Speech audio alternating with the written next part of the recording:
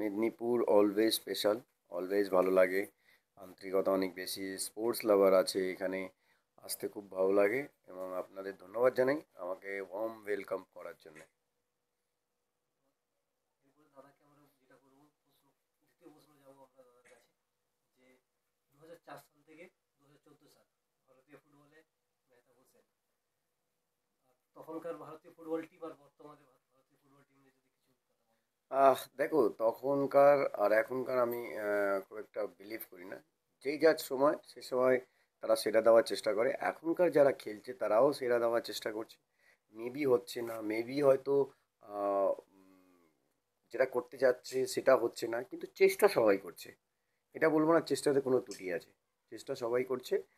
আগামী, আশা করি আগামী যেই টুর্নামেন্টগুলো আছে, যেই তোমার কোয়ালিফাইংগুলো আছে, এশিয়া কোয়ালিফাইং বা তোমার ওয়ার্ল্ড কাপ কোয়ালিফাইং, আমাদের ছেলেরা ভালো বেটার করবে।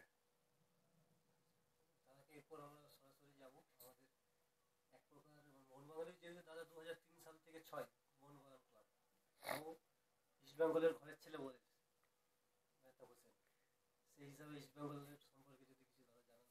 দেখো, দুটো ক্লাবই আমার কাছে প্রিয়। কেন, স্টার্ট করেছি, বড় ক্লাবে স্টার্ট করেছি তোমার মোহনবাগান থেকে। আর যদি দেন নেক্সট আমার যদি জার্নি বলো, ইস্ট বেঙ্গল থেকে একটা ডিকেডের বেশি। আহ, তো অফকোর্স ইস্ট বেঙ্গলের সাকসেস অনেক বেশি। ইস্ট বেঙ্গলের সম্বন্ধে তুমি জিজ্ঞেস করছো, অফকোর্স এবার ভালো টিম করেছে, ভালো আশা করি হবে। খুব ভালোভাবে ভেবে চিন্তে টিম করেছে, কোন জায়গা কী প্লেয়ার দরকার সেই প্লেয়ারগুলোকে নিয়ে এসছে। আমার মনে হয় খুব স্ট্রং সাইড হয়েছে, খুব ব্যালেন্স সাইড হয়েছে। আর এইবার রেজাল্ট পাওয়াটা হচ্ছে, দেখো, সব কিছুর লাকের উপরে। কেন, নতুন টিম, আমি অলওয়েজ বলি নতুন টিম রেজাল্ট পাওয়া এবং পাওয়ানো একটা টিমকে, একটা কোচের কাছে কিন্তু খুব ডিফিকাল্ট জব। আর কোচের জবটা হচ্ছে অলওয়েজ ডিফিকাল্ট। তো সেটা অস্কার ব্রুজো চেষ্টা করছে কীভাবে টিমটাকে একটা সারিবদ্ধর মধ্যে বাঁধতে এবং রেজাল্ট আনা। এবার রেজাল্ট আনা সবসময় কোচের হাতে থাকে না, কিছু ক্ষেত্রে প্লেয়ারদেরও কাছে থাকে। প্লেয়াররাও ভাবা উচিত যে এই ক্লাবের দীর্ঘ বছর রেজাল্ট নেই, কীভাবে আমরা রেজাল্ট আনবো। একসাথে মিশে, একসাথে মাইন্ড সেট আপ করে। আর তোমার সাথে কানেকশন, যেটা আমি একটু আগেই বলছিলাম, কালেকটিভলি যদি থিঙ্কিং এক না হয় তাহলে কিন্তু ডিফিকাল্ট হচ্ছে রেজাল্ট আসা। তো কালেকটিভলি প্রথম হচ্ছে ইন্ডিভিজুয়াল, দেন হচ্ছে কালেকটিভলি। নিজে ইন্ডিভিজুয়াল চিন্তা করতে হবে যে এই ক্লাব সাফার করছে, আমার বেস্টটা কেন তার থেকে বেশি দেওয়ার যদি চেষ্টা করি রেজাল্ট আনা, সেটা হতে হবে। দেন কালেকটিভলি, দেন টিম ওয়াইজ ভাবতে হবে, বন্ধুত্বর মতন একটা পরিবেশ তৈরি করতে হবে ড্রেসিং রুমে।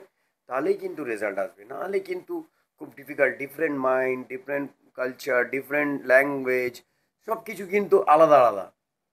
ধরো 26টা 30টা প্লেয়ার আছে, 30টা প্লেয়ারদের different mentality, different language, different body food habit, different body language.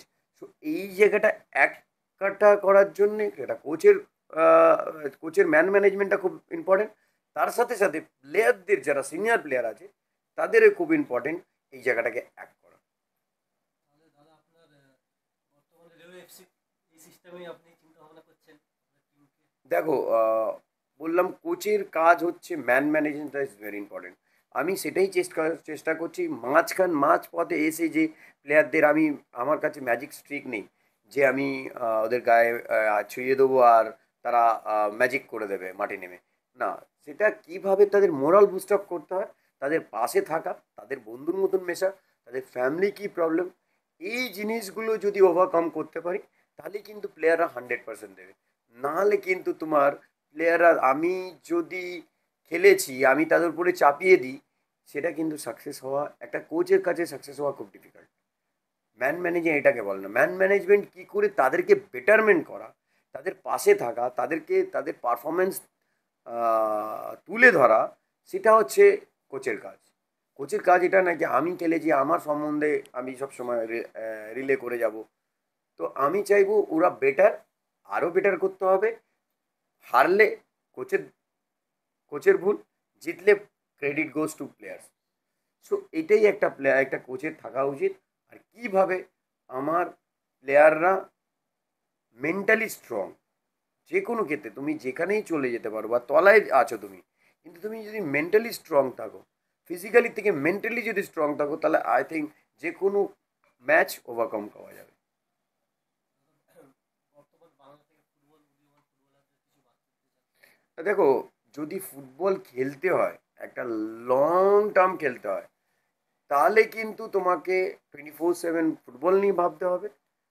যতটা সোশ্যাল মিডিয়ায় টাইম না দিয়ে, বন্ধু বান্ধবের সাথে টাইম না দিয়ে, কিভাবে আমি কি খাবো, কতক্ষণ ঘুমাবো, কতক্ষণ আমি জিম করব, কতক্ষণ আমি প্র্যাকটিস করব, এই জিনিস যদি করতে পারে, কেন এখন মডার্ন ফুটবল অনেক ফাস্ট হয়ে গেছে। মডার্ন ফুটবলে কম্পিটিশন অনেক বেশি।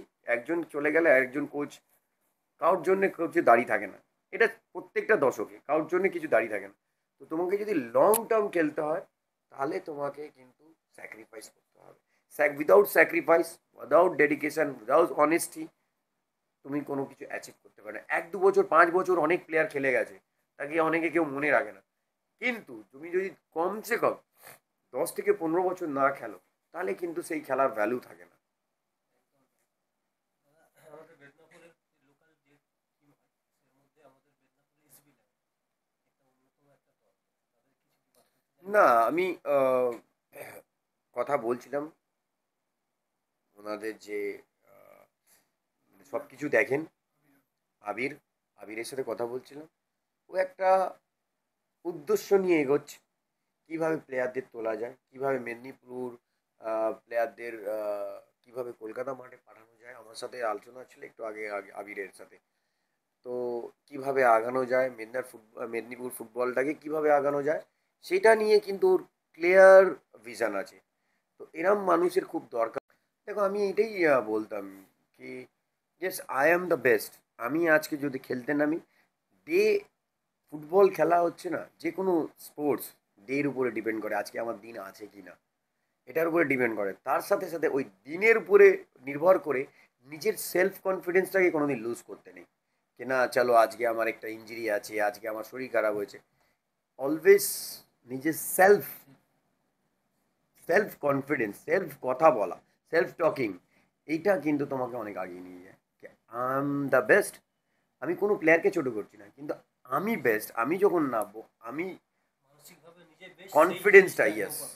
এইটা সবসময় আমি এই জন্যই বলছি যে team game always first individual নিজেকে তৈরি করতে হয়, দেন কালেকটিভলি তৈরি করতে হয়। সেটা সবসময় যদি ভাবে একটা প্লেয়ার, নাই yes I am the best, আমি আজকে ভালো খেলবো, আমি আজকে ভালো খেলবো, কে টিমের, আমি যদি ভালো খেলি টিমের, আমার যে মধ্যে আছে কোয়ালিটি, সেটা কিন্তু টিমের বেনিফিট হবে। সেটা করা সবসময় উচিত একটা প্লেয়ারের ম্যাচে নামার আগে।